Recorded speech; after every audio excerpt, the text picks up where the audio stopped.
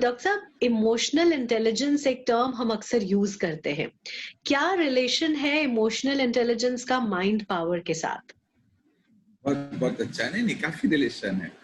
हम्म, जब हम emotional intelligence कहते हैं, डिटेल में न भी जाए, उसका सार है जिसको कहा गया है कि डिलेइंग ग्रेटिफिकेशन।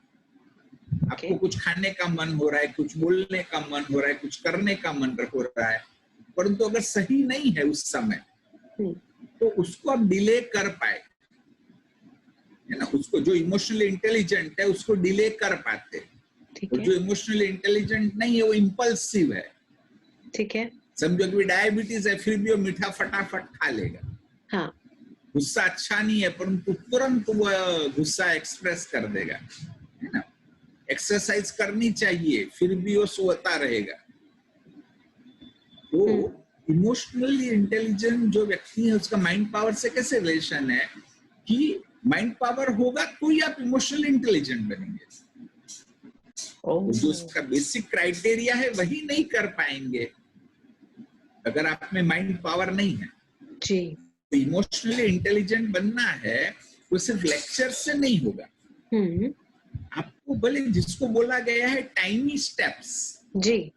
कुछ बहुत बड़ा आप न भी कर पाओ, हम्म, छोटे छोटे कदम उठाओ ठीक है। कि आज मैं एक आधी रोटी कम खाऊंगा, ओह। हम्म, कि जब जब भी मैं वॉशरूम यूज करता हूं मैं 5 सिटअप करूंगा। वो इजी है, कोई मुश्किल काम नहीं है। हम्म, वैसे एक सिंपल सी चीज से आप शुरू करो कि सवेरे उठ के मैं 5 मिनट सेल्फ इंट्रोस्पेक्शन करूंगा। तो छोटे कदम उठाओ, तो करते करते आप देखेंगे कि आप डिफिकल्ट कदम भी उठाने लगेंगे और जी। आखिरी आप इम्पॉसिबल भी करने लगेंगे। हम्म, आज जैसे मैं ऑलमोस्ट रोज 12 किलोमीटर चलता हूँ, अच्छा। तो शुरू में इम्पॉसिबल था। हम्म, हमको लगता था 2-3 किलोमीटर भी नहीं चल सकते, परंतु वो करते गए, बढ़ता गया अलग अलग रीति से। फिर मुझे लगा ये तो इजी है, हम्म। कि 10 मिनट में 1 किलोमीटर चलो तो थोड़ा सा होता है, लेकिन वो 12 किलोमीटर हो जाते। यानी ये इम्पल्सिव नेचर रोकना, अपने आप को ये प्रैक्टिस हमें करनी होगी टू बिकम लेकिन छोटे इमोशनली कदम इंटेलिजेंट। से नहीं। एक तो आपको लॉजिकली अपने आप को एक्सप्लेन करो, जी। जैसे फॉर एग्जांपल इम्पल्सिव नेचर, कि जो मन में आया तुरंत बोल दिया। तो पहले लॉजिकली अपने आप को कन्विंस करो। हम्म, तो इमीडिएटली कुछ हम बोल देते, सामने वाले का भी सोचते नहीं है, तो उसका बहुत बड़ा नुकसान है, बहुत बड़ी हानि है। जी। लॉजिकली कन्विंस हुए, फिर ऐसा कुछ करो कि भाई मुझे बस 10 सेकंड भी रुकना है। हम्म, कुछ भी मन में आए तो बोलने से पहले बस मैं सिर्फ 10 सेकंड रुकता हूँ। कुछ भी आप करो, हम्म, 1 से 10 गिनती करो, चाहिए तो 1 गिलास पानी पी लो, है ना, और कहीं चले जाओ, सोचो बस थोड़ा सा मुझे सोचने दो फिर मैं बोलूंगा। हम्म, जैसे क्रोध के लिए कहा जाता है जी। कि जो गुस्से वाले हैं उनकी मैचस्टिक पर्सनालिटी होती है, कि मैचस्टिक को कहेंगे कि भाई सर है परंतु ब्रेन नहीं है, हम्म, इसलिए वो जल्दी से फ्लेयर अप हो जाती है। राइट। तो एज ए ह्यूमन बीइंग हमें क्या करना चाहिए कि उस समय ब्रेन का उपयोग करो, हम्म, कि मैं क्या बोलने वाला हूँ, जो बोलूंगा उसका प्रभाव क्या पड़ सकता है। अगर उसका हम्म, नेगेटिव प्रभाव है तो मुझे रुकने दो, थोड़ा सोच करके उस बात को मैं बोलूं। जी। ऐसा स्मॉल स्टेप भी लिया ना तो second day, third day, fourth day वो इजी हो जाएगा। ऐसा कई बार होता है, कई बार हमें ऐसा लगता है हमें बहुत भूख लग रही है, जबकि भूख नहीं लगी होती है, and we still tend to eat. Correct correct, हाँ हाँ। तो ये तो बोलते हैं कि झूठी भूख। झूठी भूख। सो हाँ, इम्पल्सिवली वी कीप रिएक्टिंग। वो सचमुच भूख नहीं है, साइकोलॉजिकल भूख है। Yes, yes. और भूख में भी ऐसा ही कहेंगे, हम्म, ये ना थोड़ा सा रुको। हम्म, समझो कि अभी भूख लगी, ये सोचो कि भाई आधे घंटे के बाद खाऊंगा तो बहुत बड़ी समस्या नहीं होने वाली है। हम्म, सहते आएगा कि ओके, और हुआ तो भी और मैं 10 मिनट नहीं रुक सकता हूँ। ऐसा थोड़ा आप करेंगे तो आपके स्टमक की साइज ही छोटी हो जाएगी। अब बिल्कुल। देखना जो लोग मोटे हैं ना वो ज्यादा खाते हैं, हम्म, क्योंकि उनकी स्टमक की साइज ही ज्यादा बड़ी है। जी। अगर आप ऐसा थोड़ा थोड़ा भी करें तो स्टमक की साइज छोटी होगी तो ऑटोमेटिक आपको सिग्नल ब्रेन को जाएगा, वो सिग्नल ही आपका देरी से जाएगा, आपको भूख कम लगेगी। Wow, I think you have explained this wonderfully. So we all must understand that fitness of mind would reflect in the fitness of body, and that will in result, it would impact everything in life. So हम आगे आपसे ये भी समझेंगे कि किस तरीके से हम अपनी माइंड पावर को अलग अलग तरीके से बढ़ा सकते हैं। मेरा आपसे जो अगला सवाल है वो है कि माइंड पावर को हम कैसे बढ़ाएं। आपने बहुत अच्छी तरह से हमें समझाया कि इमोशनली इंटेलिजेंट होना बहुत जरूरी है, तभी हमारी माइंड पावर इंक्रीज होती है, और माइंड पावर जब बढ़ती है तो चीजों पर रिएक्ट करने की समझ आ जाती है। सो कुछ एक्सरसाइजेस आप हमें और बता सकते हैं जिससे हम माइंड को और पावरफुल बना सकते हैं जब हम सुबह की शुरुआत करें?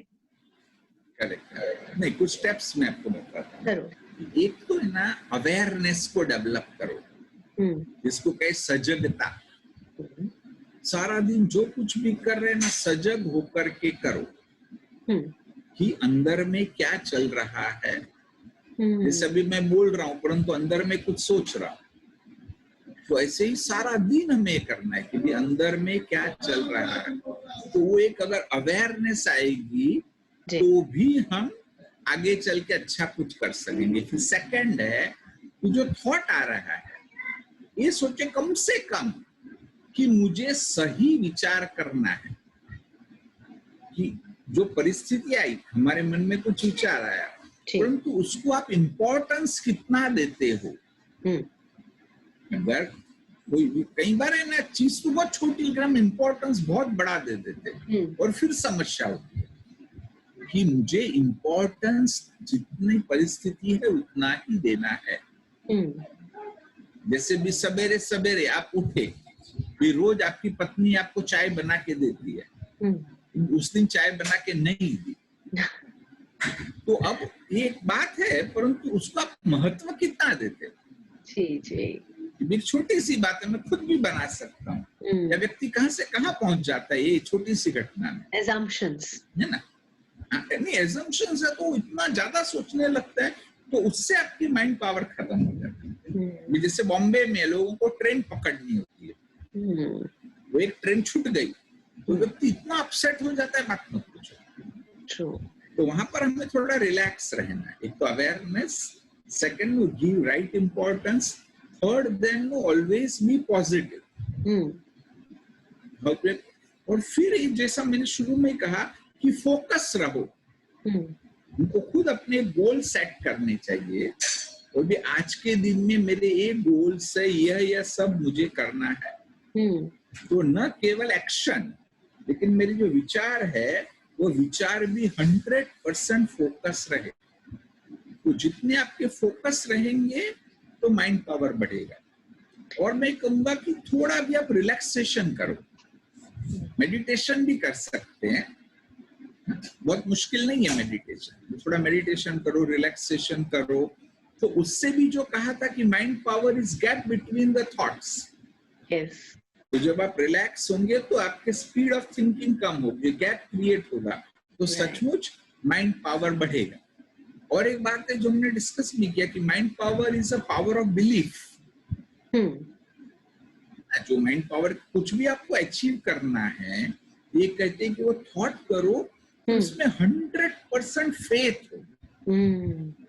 अगर उन 98% भी हो गया तो शायद वो चीज नहीं होगी, क्योंकि आपके मन में 1-2% डाउट हो गया। तो डाउट 0.1% भी न रहे, जो टोटल फेथ हो, तो माइंड में जो विचार आया होगा ही होगा। चाहे वो फिजिकल हो, आपको कोई बीमारी है, बीमारी को आपको प्योर करना है, आपको रिलेशनशिप को अच्छा बनाना है, आपको अपने गोल्स अचीव करने हैं, आपको पैसा कमाना है, फेमस होना है, जो कुछ भी करना है, अगर पॉजिटिव थॉट और फिर उसमें 100% फेथ, तो आप डेफिनेटली अचीव करेंगे। ये भी मानते हैं कि जो हमारा एक विचार आता है वो कॉस्मिक एनर्जी में फैलता है। और फिर आपका जैसा विचार है वैसे ही जो कॉस्मिक और वेव्स है उसको अट्रैक्ट करता है और फिर आप उस चीज को अचीव कर लेते हैं।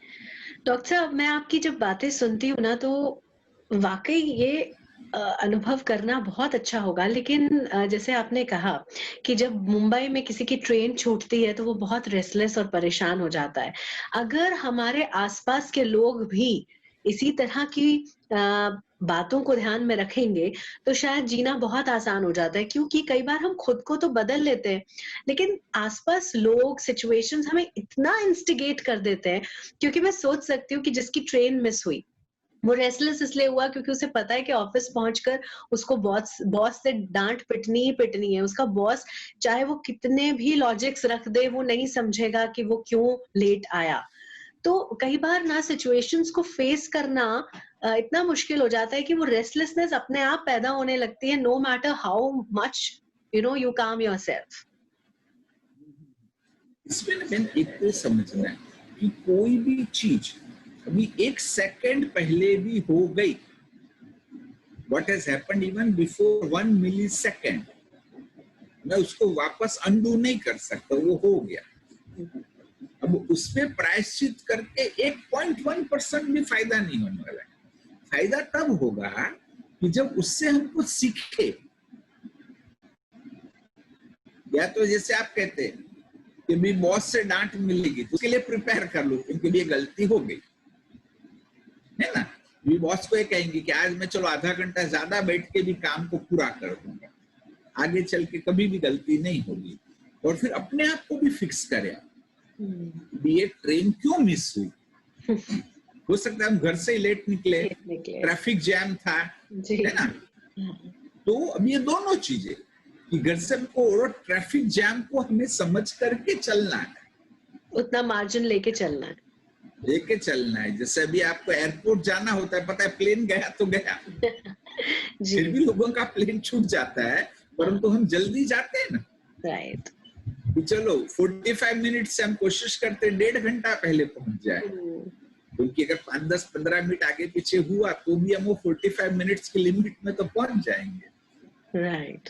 तो ऐसे जो कुछ चीज आपके कंट्रोल में नहीं है, जैसे ट्रैफिक जाम आपके कंट्रोल में नहीं है, और कई बार क्या होता है कि इसमें ना अपसेट होकर के हम आगे का भी नेगेटिव हो जाते हैं। जब हम माइंड पावर की बात करते हैं तो इंटेलेक्ट को लॉजिक चाहिए होता है, राइट। सो आप मानते हैं कि सेल्फ टॉक, अपने आप से बात करना और अपने आप को समझाना, ये भी एक आर्ट है और ये हम लोगों को नहीं आता, क्योंकि अगर हमें अपने माइंड को कंट्रोल में रखना है, अगर हमें अप्रोच बदलनी है towards any situation which is happening in our life, तो we need to indulge in self talk.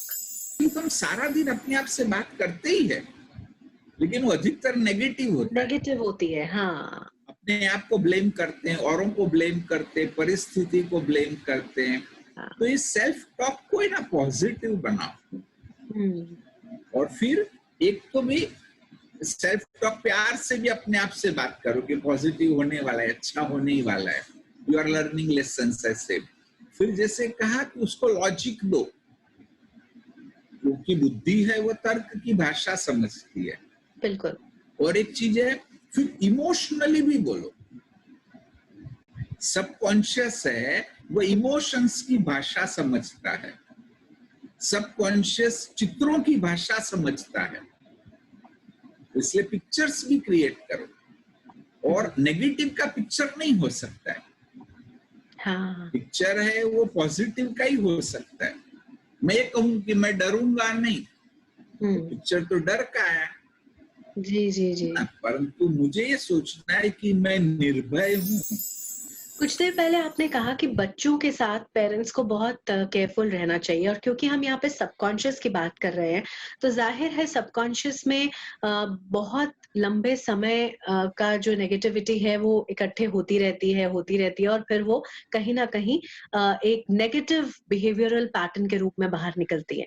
तो मैं बच्चों की यहाँ पर जरूर बात करना चाहूंगी कि बचपन से हमें अपनी चॉइस ऑफ वर्ड्स या हमें अपने रिएक्शंस पर किस तरह से कंट्रोल रखना चाहिए, ताकि बच्चों के सबकॉन्शियस जो है वो फ्रॉम द वेरी बिगिनिंग काफी क्लियर रहे।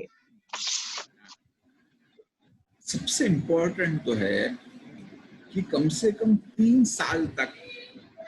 साल का बच्चा हो जाए ना, तब तक मेरी तो राय ये है कि जैसा बच्चा है उसे एक्सेप्ट करो, इसको चेंज करने की कोशिश नहीं करो, क्योंकि ना वो फॉर्मेटिव एज है। तब अगर बच्चे को पूरी एक्सेप्टेंस मिलती है ना, तो फिर आगे वो फटाफट भी सीख लेगा। मैं कई बार कहता हूं कि मैं वर्नाक्युलर मीडियम में पढ़ा हूं, तो 5वीं कक्षा में ABCD बोलना सीखा, या तो ABCD सीखा मैं, तब तक तो गुजराती मीडियम में सीख रहे थे। लेकिन जब हम कॉलेज में गए तो कॉन्वेंट के बच्चों से भी बहुत अच्छे थे। हमारी कॉलेज के कहते हैं कि पहले 3 नंबर और तीनों वर्नाक्युलर मीडियम से आए थे। अच्छा, तो ये जरूरी नहीं है कि भी बहुत जल्दी से सिखाना शुरू कर दो बच्चों को। पहले तो वो टाइम है कि उनको एंजॉय करना चाहिए, और फिर सिखाना शुरू करो, वो फटाफट भी सीखेंगे, कोई मुश्किल काम नहीं है। जी जी। और जब सिखाना भी है तो पनिशमेंट से नहीं सिखाना है। आज कई बार पनिशमेंट से सिखाया जाता है, और जैसे बच्चों में अगर तब वो डर निर्माण हो, एंजाइटी निर्माण हो, ये बात हो कि भाई मैं एक्सेप्टेड नहीं हूं, तो जीवन भर की समस्या निर्माण हो सकती है। तो एक तो बल बच्चों को हमें सिखाना भी पड़ेगा, डांटना भी पड़ेगा कहीं, परंतु वो उसके अंदर ना एक प्रॉपर रूल हो। आज कई बार क्या होता है कि भी एक चीज के लिए अपने बच्चों को डांटा, और उसी प्रकार की बिहेवियर से आप शायद उसको प्रेस भी करते हैं, तो कंफ्यूज होता है। जो कॉमनेस्ट एग्जांपल है ना, कि ये बोलो कि झूठ नहीं बोलना है, राइट। बच्चे को आप सिखा रहे हैं, तो किसका फोन आए तो बोल दो मम्मी घर में नहीं है। हाँ, ठीक बात है। आप उसको झूठ सिखा रहे हैं ना, जी जी। तो वहां बच्चा कंफ्यूज होता है कि मुझे करना क्या है। हाँ, क्योंकि हम उनके रोल मॉडल्स हैं, तो कहीं ना कहीं पहले हमें उनके लिए एग्जाम्पल बनना होगा।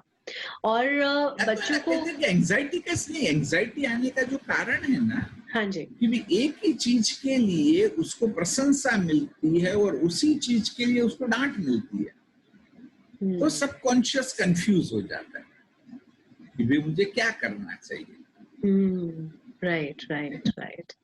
और बच्चों को हम कंपैरिजन बहुत करते हैं, वो भी शायद कहीं ना कहीं एक बहुत नेगेटिव पैटर्न उनकी लाइफ में डेवलप करता है कि तुम उससे बेहतर नहीं करना है। अभी कहीं पेरेंट्स से पूछते हैं कि कंपेयर तो करना ही पड़ेगा। हाँ, तो उनको ये कहेंगे कि हर बच्चा यूनिक है, उसकी यूनिकनेस को फाइंड आउट करो, और वह जो यूनिक उसमें एबिलिटी है उसको डेवलप करने की आप कोशिश करो। राइट। और अगर कंपेयर करना ही है, नहीं तो उसी के साथ कंपेयर करो। हाँ, कि इससे पहले तुमने यह चीज की थी, तुम अभी भी कर सकते हो, ऐसे बच्चे को कंपेयर करो। अपने लिए खुद के पैरामीटर्स सेट करने होंगे हमें। हाँ, कि नहीं तुम नहीं, जैसे कि थोड़े दिन पहले तुम 4 घंटा पढ़े थे, हाँ, आज भी तुम 4 घंटा पढ़ सकते हो। तुम बहुत देखो, तुमने ये किया था, तुमको इतने अच्छे मार्क आए थे, सभी ने प्रेज किया था, कैसा लगा था? तो बच्चा बोलेगा हाँ मुझे बहुत अच्छा लगा था। तो फिर ये सब देखो, अभी भी तुम थोड़ा सा कोशिश करो, सभी लोग प्रेज करेंगे, तुमको बहुत अच्छा लगेगा, वाह वाह। बच्चे they live in imaginary world, imagination बच्चों का बहुत अच्छा होता है। तो उनको हम भी ऐसा कुछ करके कल्पना की दुनिया में ले जाए कि आप सोचो कितना लोग प्रशंसा कर रहे हैं, आपके सब फ्रेंड्स आपको नहीं ऐसा बोल रहे, आपके टीचर भी ये बोल रहे, ऐसा ऐसा हो रहा है, सोसाइटी में सब ऐसा बोल रहे, तो उस बच्चे में मोटिवेशन आ जाता है। अच्छा डॉक्टर साहब, कई बार ऐसा भी होता है ना कि हमारी लाइफ में हमें कोई सफलता नहीं मिल पा रही होती है, हम बार बार कोशिश करते हैं लेकिन हम सफल नहीं हो पाते हैं। तो यूजुअली हम नहीं समझ पाते कि कहीं ना कहीं हमारी अप्रोच में प्रॉब्लम हो सकती है, या हमारे सबकॉन्शियस में जो ब्लॉकेजेस हैं उनकी प्रॉब्लम हो सकती है। तो उसको पहचानना खुद कितना मुश्किल या आसान है? क्योंकि हो सकता है बचपन से ही कोई ना कोई ब्लॉकेज हमारे सबकॉन्शियस में अटकी हुई हो, जिसकी वजह से हम लाइफ में एक फेज के बाद आगे नहीं बढ़ पा रहे हैं। तो उस चीज को कैसे पहचाना जाए? बहुत डीप प्रश्न है कि आपने कोशिश की फिर भी आपको सफलता नहीं मिल रही है, तो एक तो ये चेक करना है कि मैंने सफिशिएंट एफर्ट की, शायद हमने वो सफिशिएंट एफर्ट नहीं की, या तो राइट डायरेक्शन में जो एफर्ट करनी चाहिए वो राइट डायरेक्शन में हमने एफर्ट नहीं की। समझो कि भी सही डायरेक्शन में भी की, सही समय तक की, फिर भी नहीं सफलता मिल रही है, तो ये भी सोचना चाहिए कि जो असफलता है वही हमें सफलता की ओर ले जाता है। जैसे एक सिंपल एग्जांपल बोलता हूँ कि रतन टाटा ने यह सोचा कि मुझे एक इंडिजिनस कार बनानी है। तब तक कोई भी सारे सब कुछ इंडिजिनस इंडियन टेक्नोलॉजी वैसी कोई कार नहीं थी।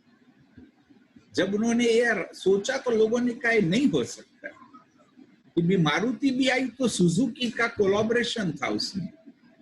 तुम सोचो कि हम इंडियन टेक्नोलॉजी इंडियन इंजीनियर्स बनाएंगे, हो ही नहीं सकता। फिर उन्होंने सोचा नहीं मुझे करना है ना, वो इंडी का लेकर के आए, लेकिन वो फेल हुई, है ना, वो सफल हुई ही नहीं। ऐसी भी नौबत आई कि उसको बेचना पड़ेगा। जब बेचने गए ना तो लोगों ने फोर्ड मोटर वाले बहुत खरी खोटी सुनाई उनको, तो उनको सचमुच फील हुआ, वापस आए, बोला इसको नहीं बेचूंगा। ठीक है ना, वापस सारे इंजीनियर्स को बुलाया जी, और कहा कि वर्क ऑन दिस, क्योंकि हमको कुछ तो करना है, वी शुड बी सक्सेसफुल। और फिर इंडी का V2 मॉडल आया कि जो सफल हो गया। हाँ। वो सफल हुआ तो उन्होंने फोर्ड की जगुआर को भी खरीद लिया। हाँ। जो लोगों ने उनको नीचा दिखाया था उनकी ही वो सारे प्रोजेक्ट को उन्होंने खरीद लिया जब वो बेचना चाहते। तो ऐसे कि भी फेलियर से हमें हारना नहीं, उससे सीखना है, उल्टा और डबल एफर्ट से काम करना है, तो आपको सफलता मिलेगी ही मिलेगी।